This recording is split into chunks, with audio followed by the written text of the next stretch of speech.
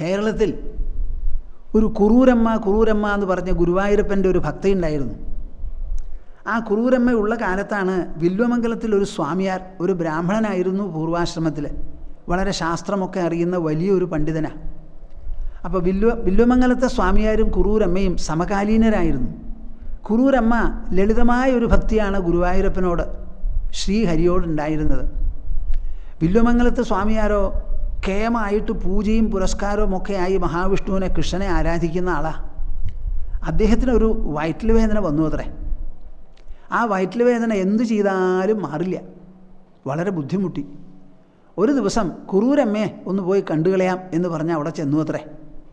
ചെന്നപ്പോൾ കുറൂരമ്മ, വരൂ, ഇരിക്കൂ, എന്താ, കുറേ കാലമായി ഞാൻ കാണണമെന്ന് വിചാരിച്ച്, എനിക്ക് അങ്ങോട്ട് വരാൻ അത്ര പറ്റില്ലല്ലോ, അങ്ങ് ഇങ്ങോട്ട് എഴുന്നള്ളിയത് വളരെ നന്നായി കേട്ടോ, വളരെ സന്തോഷം തോന്നുന്നു, എന്താ വിശേഷമൊന്നുമില്ലല്ലോ? കുറച്ചൊരു വിശേഷമുണ്ട്, എനിക്കൊരു വയറ്റിൽ വേദന എന്ത് ചെയ്താലും മാറണില്ല, പല വിധത്തിലുള്ള വൈദ്യവും ചികിത്സയും ഒക്കെ നോക്കിയിട്ട് കാര്യമൊന്നുമില്ല, ഭേദമില്ല എന്നാണ് തോന്നുന്നത്.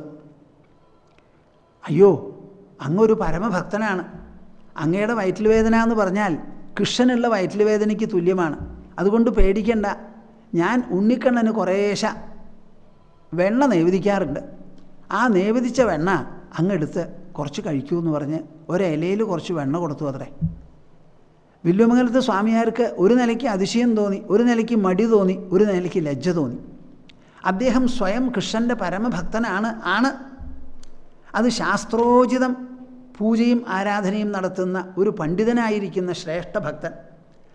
വന്നിരിക്കണതോ അങ്ങനെ ഒരു പഠിപ്പോ തൻ്റെടോ ഒന്നും ഇല്ലാതെ ഇരിക്കുന്ന ഒരു കുറൂരമ്മ എന്ന് പറഞ്ഞിട്ടുള്ള ഒരു പാമര ഭക്തയുടെ അടുത്താണെന്ന് പറയാം. ഒരു നിലയ്ക്ക് പാമരയാണെന്ന് പറയാമോ എന്നറിയില്ല, ലളിതയായിരിക്കുന്ന ഒരു ഭക്ത.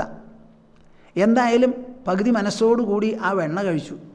ഒക്കെ ഭേദമാവും കേട്ടോ, പേടിക്കേ വേണ്ട, കഴിച്ചോളൂ, ക്ഷയായില്ലേ എന്ന് ചോദിച്ചു അത്രേ. അദ്ദേഹം പോയി, വയറ്റിൽ വേദനയാണ് മാറി.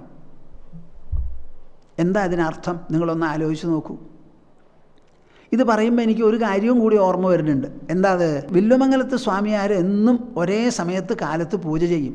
ആ പൂജ ചെയ്യുന്ന സമയത്ത് കൃഷ്ണൻ അവിടെ അടുത്ത് വന്ന് നിൽക്കാറുണ്ടത്രേ. അദ്ദേഹത്തിന് അങ്ങനെ തോന്നും, കൃഷ്ണൻ വന്നിട്ടല്ല, മനസ്സിൽ തോന്നലാണല്ലോ എല്ലാം പ്രമാണം. സങ്കല്പം കൊണ്ടാണ് ഈ ലോകം തന്നെ ഉണ്ടായത്, സങ്കല്പാത്മകമാണ് ഈ ലോകം. അത് ഭാഗവതം ആവർത്തിച്ച് പറയുന്നുണ്ട്, നമുക്ക് ഇവിടെയും കാണാം.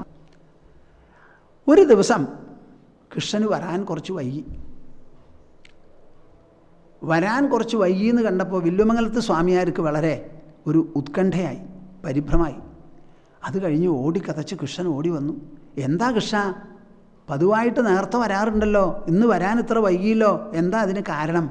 അതോ, ഒരു കുരുടനായിരിക്കുന്ന ഒരു ഭക്തൻ വഴുതനത്തോട്ടത്തിൽ നടന്നുകൊണ്ടിരുന്നു, കണ്ണ് കാണില്ല, അല്പം പരസഹായത്തോടു കൂടിയാണ് പോയിക്കൊണ്ടിരുന്നത്.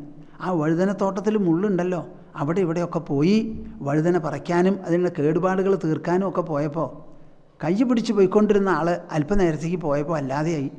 അപ്പോൾ എൻ്റെ ഭക്തൻ കഷ്ടപ്പെടുമല്ലോ എന്ന് പറഞ്ഞ് ഞാൻ അവിടെ ചെന്ന് കയ്യും പിടിച്ച് വഴുതനത്തോട്ടത്തിൽ കുറേ നേരം ചെലവ് ചെയ്തു. അപ്പോൾ അവിടെ ഇവിടെ മുള്ളൊക്കെ കൊണ്ട് കോരി എൻ്റെ മഞ്ഞപ്പട്ടൊക്കെ കീറിയതാ, കുറേശ്ശ ഉള്ളിലും മുറി പറ്റിയിട്ടുണ്ട് എന്ന് പറഞ്ഞു അത്രേ. ഇത് കേട്ടാൽ നിങ്ങൾക്ക് എന്താ തോന്നുക? ഭഗവാന് ഭക്തന്മാരോട് വളരെയധികം താതാത്മ്യമാണ്. തന്നെ പാടി, തന്നെ പുകഴ്ത്തി, തന്നെ ഉൾക്കൊണ്ട് താനായി തീർന്നിട്ടുള്ള ഭക്തന്മാർക്ക് എന്ത് വിഷമം വന്നാലും അത് പരിഹരിക്കാൻ ഉറ്റവരും ഉടയവരും എത്ര ജാഗ്രതയോടുകൂടി വരുമോ അതിനെയൊക്കെ അതിശയിക്കുമാറുള്ള ജാഗ്രതയോടുകൂടി വേഗത്തിൽ എത്തിച്ചേരും. അങ്ങനെ വിശേഷപ്പെട്ടതാണ് ഭഗവാന്റെ ചെയ്തികളും ഭഗവാന്റെ സ്വഭാവവും രീതികളുമൊക്കെ.